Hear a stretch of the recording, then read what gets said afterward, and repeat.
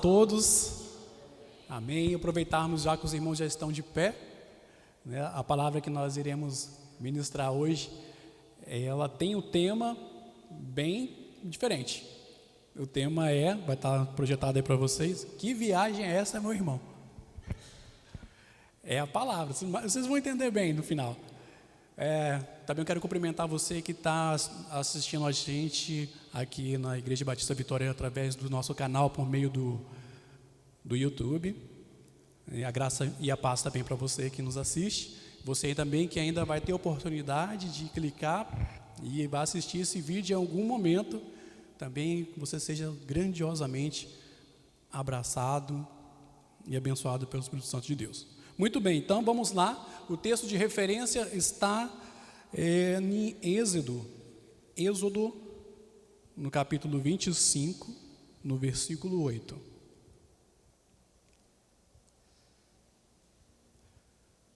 Então já está projetado aí para nós, né? É bem curtinho.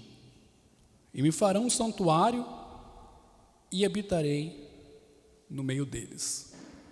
Muito bem, meus irmãos, podem assentar. Então vamos dar início, então, nesse período à palavra, né? Então a palavra de hoje, ela pretende mostrar aspectos históricos no quesito de como o povo de Deus, ele reunia-se para adorar e como Deus falava com eles. Iremos passar por grandes homens de Deus até chegar hoje no dia atual. Fazer uma grande viagem. Vamos pegar lá do comecinho a 2000 anos antes de Cristo. Vejamos então como Abraão ele realizava um culto racional a Deus, porque naquela ocasião ele não havia tendas de oração para Abraão, não havia templo para que ele pudesse congregar. Então, no entanto, Deus ele falava direto com Abraão. E a forma com que Abraão tinha para adorar era fazer o mesmo com que Abel havia feito. Nós lembramos de que Abel havia ofertado a Deus, que foi um sacrifício do novilho. Podemos ver a exemplo de Gênesis, no capítulo 4, no versículo 4. Ele fala aqui, e Abel também trouxe dos primogênitos das suas ovelhas e da sua gordura, e atentou o Senhor para Abel e para a sua oferta. Foi o que Abraão fez, para poder agradar a Deus no sacrifício. Então, veja que privilégio. Deus se agradou tanto de Abraão, que apareceu e participou do banquete que lhe for servido. Veja só que privilégio do homem, né? De Deus apresentar para Abraão face a face.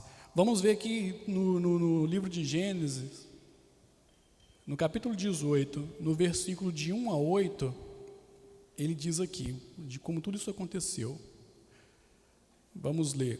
Depois apareceu-lhe o Senhor nos carvalhais de Manre, estando ele assentado à porta da tenda, quando tinha aquecido o dia, e levantou os olhos e olhou, e eis 3 varões estavam em pé junto a ele, e vendo-os, correu da porta da tenda ao seu encontro, e inclinou-se à terra.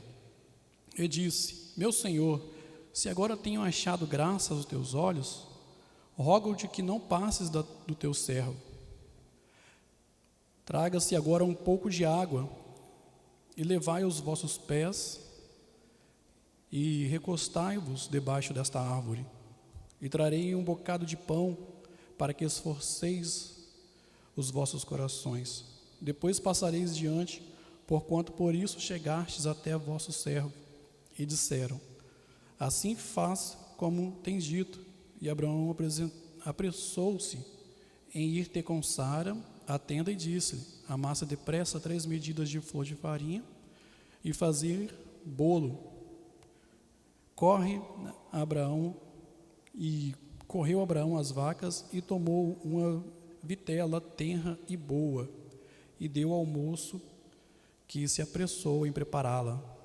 Então tomou a manteiga e o leite e a vitela que tinha preparado e pôs tudo diante dele. E ele estava em pé junto a eles debaixo da árvore e comeram. Olha o resumo. Abraão ele não estava reunido em tendas de oração. Abraão não tinha templo físico como nós temos o de hoje, né, feito de alvenaria. No entanto, Deus era tão íntimo dele, e isso chama-se relacionamento. Pensam só o esforço, né, que Abraão teve quando ele encontrou com Jesus, né? A primeira coisa que ele correu foi oferecer o que ele tinha de melhor para Deus, porque aqueles 3 anjos eles eram a representatividade de Deus. Ele ofereceu o primogênito, né? Então partimos um pouco mais adiante. Alguns historiadores acreditam que de Abraão a Moisés passaram ali 777 anos. Por muitos séculos, Deus ele tratava com seus escolhidos face a face. Passamos por Abraão no ano de 2000 antes de Cristo, chegamos então agora a Moisés no ano 1200 antes de Cristo. Vejamos que começa a despertar em Deus, o despertar de Deus em ter um local próprio para manifestação e instrução aos seus escolhidos. Então Deus já pensava em seu coração a vontade de ter um templo como este que nós estamos aqui hoje. Vamos ver aqui em Êxodo. No Êxodo, no capítulo 25, no versículo de 1 a 9, ele nos retrata claramente Deus falando. Então falou o Senhor a Moisés dizendo: fala ao filho de Israel que me traga uma oferta alçada de todo homem cujo coração se move voluntariamente. Dele tomareis a minha oferta alçada, e esta é a oferta alçada que recebereis dele: ouro, prata e cobre, e azul e cobre, e azul e púrpura e carmesim, e linho fino e pelos de cabra, e peles de carneiros, tintas de vermelho, e pele de texugos, e madeiras de acácia, azeite para a luz, especiarias para o óleo da unção, especiarias para o incenso, pedra de ônix, pedras de engaste para o éfode e para o peitoral. E me farão um santuário e habitarei no meio deles, conforme tudo o que eu te mostrar, para o modelo do tabernáculo e para o modelo de todos os seus pertences, assim mesmo o fareis. Deus mostrando detalhes de como começaria o processo. Então ele mostrou assim, a cada momento, o que ele queria que seria feito. E ainda o templo físico era, podemos estar dizendo, um templo itinerante, que é o tabernáculo. Então veja que princípio maravilhoso de Deus. O tabernáculo ele era móvel e Deus o guiava pelo deserto. Então ofertas voluntárias específicas foram os essenciais para fazer aquele local ser mais pura representatividade da vontade de Deus e não da própria vontade do homem, do achismo, né? De vez em quando nós temos muitas boas ideias, mas nós, se não tivermos no propósito de Deus, fica inviável. Porém, havia restrições, no caso do tabernáculo, havia algumas restrições, e somente os sacerdotes, eles de Deus, poderiam entrar no tabernáculo, no Santo dos Santos. Então o povo do lado de fora, ele aguardava o sacerdote com todas as instruções de Deus.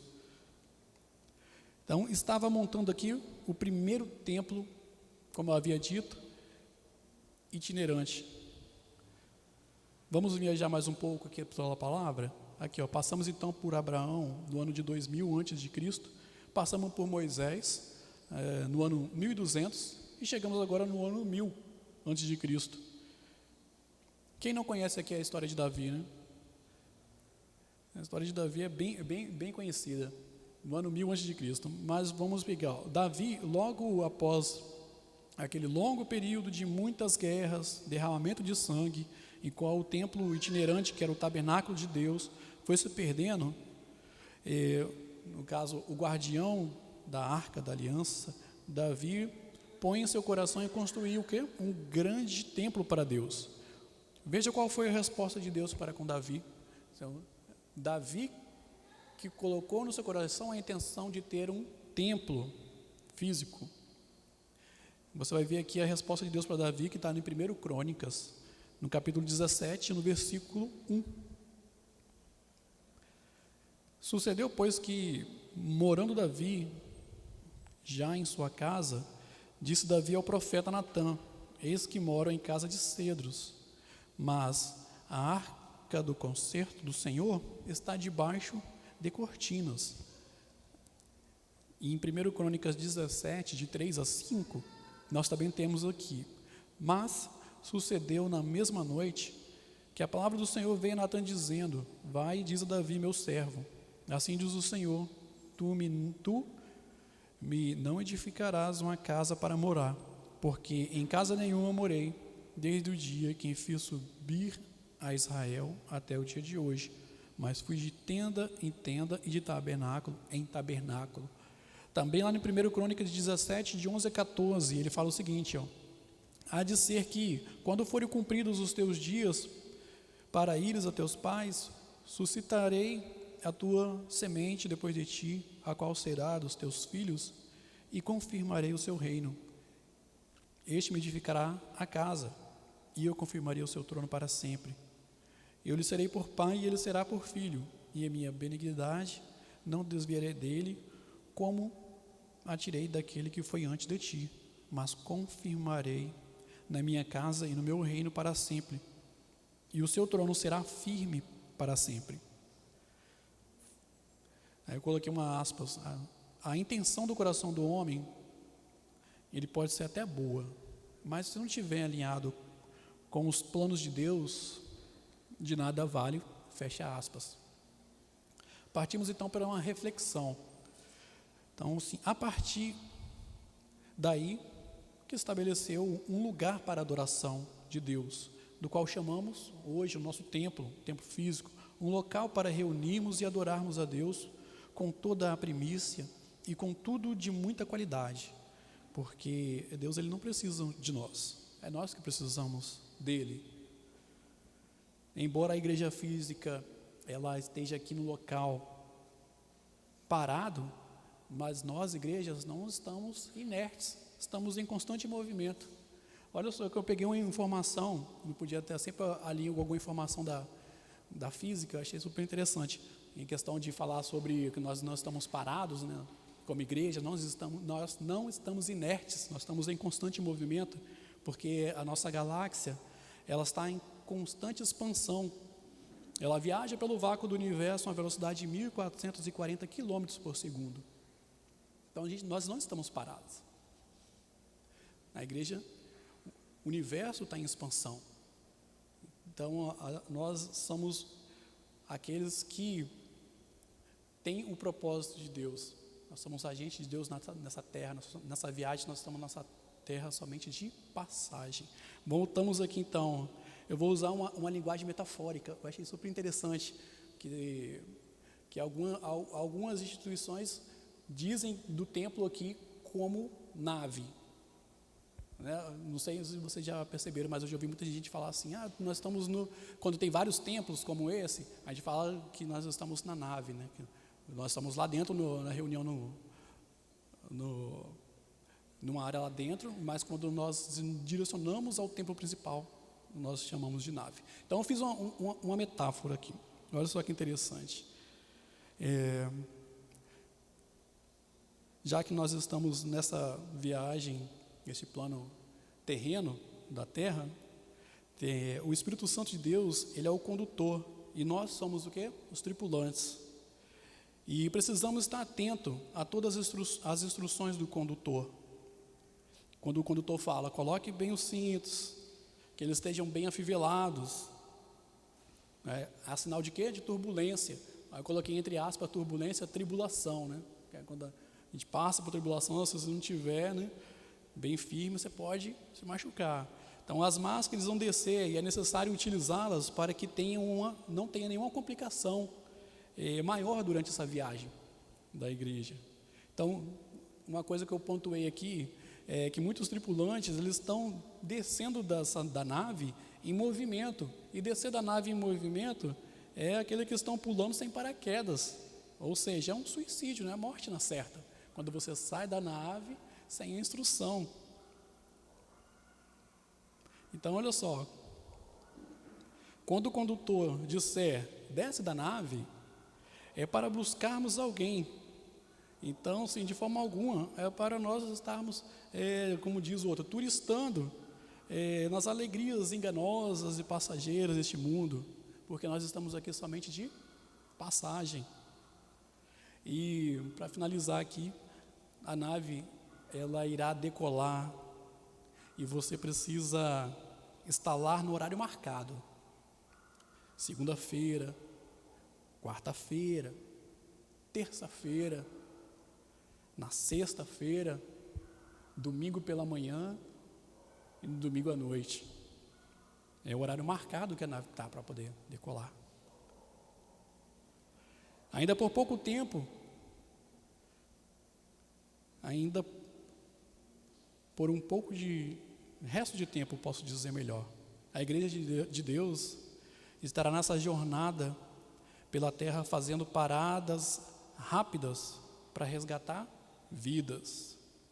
Porque o condutor, que é o Espírito Santo, ele já vê Jesus e ele chora com gemidos inexprimíveis, inexplicáveis, e te convida a vir também, né, para a cabine principal, que é o ponto de chegada, já está logo ali.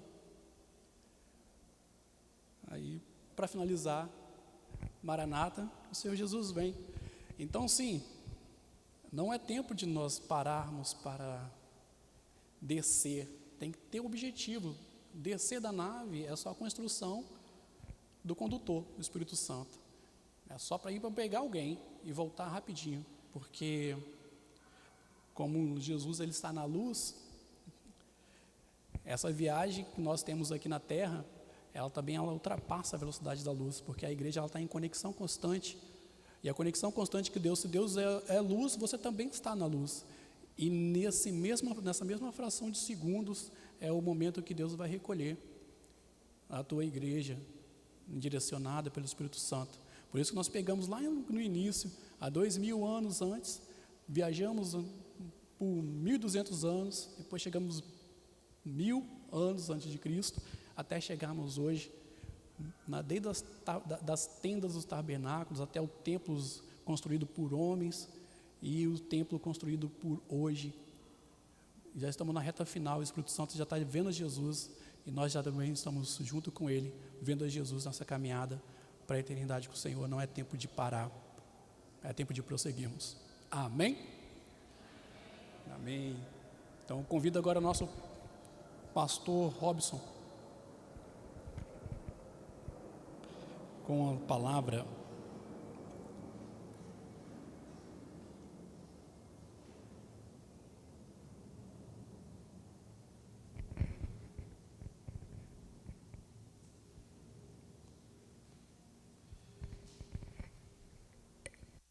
Glória a Deus. Que viagem é essa, meu irmão? Até o tema da palavra é a cara do Flávio, né? Assim, uma palavra também com fundo até científico, mas que traz para nós um alerta, né? Nós temos que estar